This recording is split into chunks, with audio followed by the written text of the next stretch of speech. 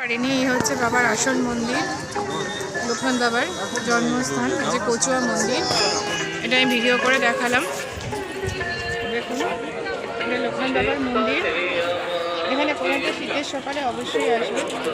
আমি তখন ব্রাহ্মণটা দেখিয়েছিলাম, এখন আমি বাকি সবটাই দেখিয়ে দিলাম ব্রাহ্মণ সহ। এটা হচ্ছে ব্রাহ্মণ সহ পুরো জায়গাটাই, আশেপাশের জায়গাটা শীতের সকালে খুব ভালো লাগবে।